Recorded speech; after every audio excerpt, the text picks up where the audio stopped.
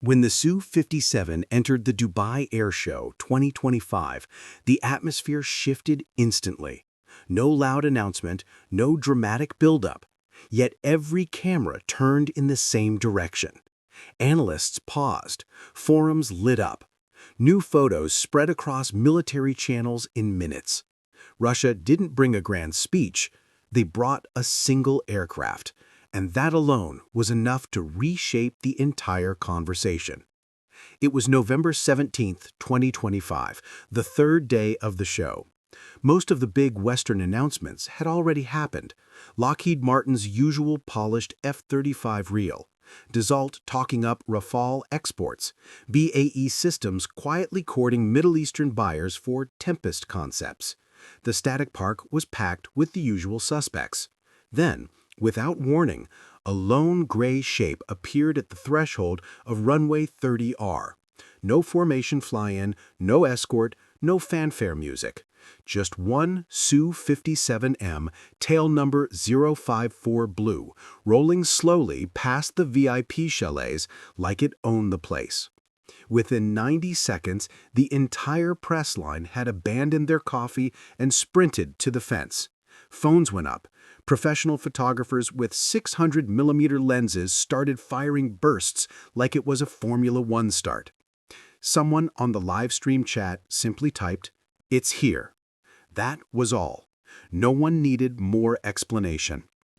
In the world of fifth-generation fighters, the Su-57 stands in a unique place. Most Gen-5 platforms come from Western programs. The F-22, the F-35, the upcoming NGAD and Tempest/GCAP.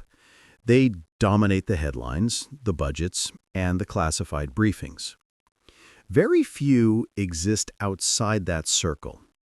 South Korea's KF-21 Boramae is still 4th Gen Plus. Turkey's Khan and India's AMCA are years from metal. Japan's FX is shrouded in secrecy. And among those few, only one consistently appears on the global stage: the Su-57. China's J-20 continues to mature. We know that from satellite photos, from occasional leaked videos, from PLA Air Force parades on Chinese social media. But Beijing keeps most of its performance behind closed doors. You will never see a J-20 do a full afterburner vertical climb in front of 50,000 spectators at Zhuhai, let alone at an international show. Their approach is more private, more controlled, and far less exposed to public evaluation. Every new Block J-20 that appears looks almost identical to the last. The upgrades happen, but you're not invited to watch. Russia chose a different path.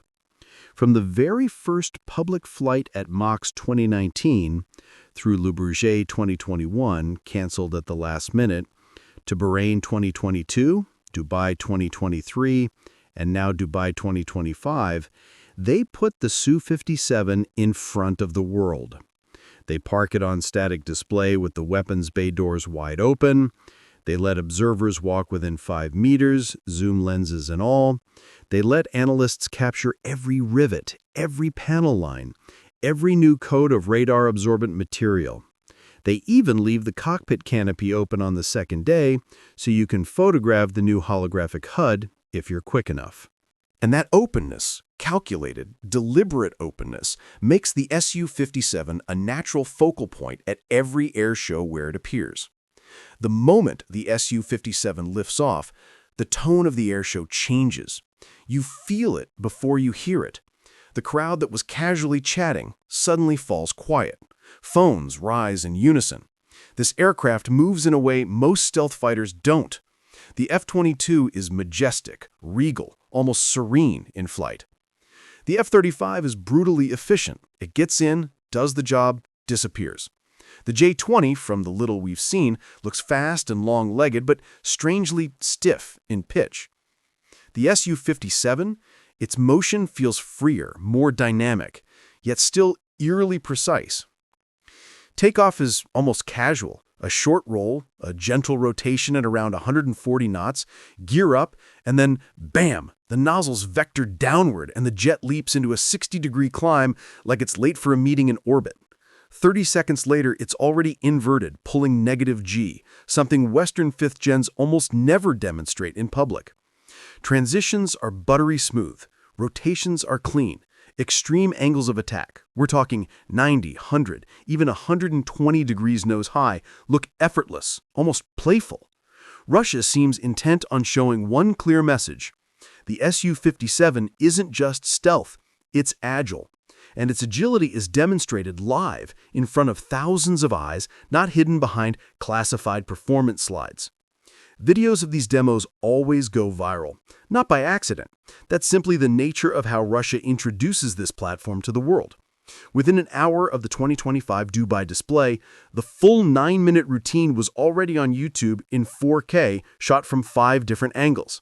By the evening, it had 8 million views. By the next morning, it was trending on Chinese Weibo, Indian Instagram, and American TikTok simultaneously. The comment sections were a war zone, half the viewers calling it propaganda, the other half quietly saving the clip to re-watch the Cobra maneuver in slow motion. Each year, the Su-57 arrives with subtle changes. 2023 Dubai, matte grey finish, older AL-41F1 engines, visible rivets on the engine nacelles. 2024, it didn't appear internationally, only at Army 2024 in Moscow. New, darker ram coating, smoother engine petals, mysterious cheek-mounted sensors. 2025 Dubai, something was different again. Sometimes the panels look tighter, with fewer visible seams. Sometimes the surface coating shifts in tone, from medium grey to almost blue-grey under certain light. Sometimes a new sensor or electronic warfare module appears where there was only smooth skin the year before. In 2025, the most eagle-eyed spotters noticed the new toothed leading-edge root extensions, tiny serrations that weren't there 12 months earlier. Another group swore the engine inlets had micro-vanes, similar to the F-35's diverterless design, but smaller and angled differently. These details matter because they show the aircraft is evolving, not frozen, not static, not a 2010 prototype stuck in limbo. Even minor visual differences are enough to signal ongoing upgrades. Russia doesn't explain every modification. They never hand out a press pack saying, Block 15 introduces improved N036 Bielka AESA with 20% more TR modules. They just present the aircraft and let the world figure out the changes for themselves. That game of spot the difference has become an air show tradition. On day 2 of Dubai 2025, a well-known French analyst posted a side-by-side comparison of 2023 versus 2025 intakes. Within minutes, the thread had 400 replies. Someone zoomed in on the canopy frame and claimed the glass had a faint gold tint, possible IR suppressing coating. Another group swore the engine inlets had micro-vanes, similar to the F-35's diverterless design, but smaller and angled differently. By day 3, the hashtag Su-57upgrades2025 was trending worldwide. Russia has already deployed the Su-57 in real operations. Not in large numbers. Official count stands at around 24 production aircraft delivered by late 2025, with maybe 10-12 combat-coded. Not for dramatic effect, but enough to collect valuable data. We know from Russian MOD releases and occasional Ukrainian admissions that Su-57s have flown combat missions over Ukraine since early 2022. They rarely, if ever, cross the front line.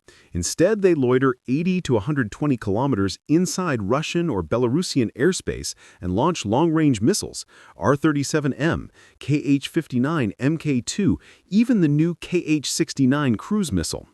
One Su-57 reportedly fired an R-37M from 213 kilometers and downed a Ukrainian MiG-29 in March 2023. Another pair launched a dozen Kh-59s against port infrastructure in Odessa in 2024. Sensors were tested. The N036 Belka radar and the 101KS Atoll electro-optical suite saw real jamming environments.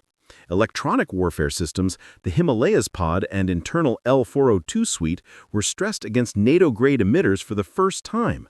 Long-range weapons were tested in anger, not just on ranges, all in conditions that can't be replicated inside a lab or on a test range in Akhtubinsk.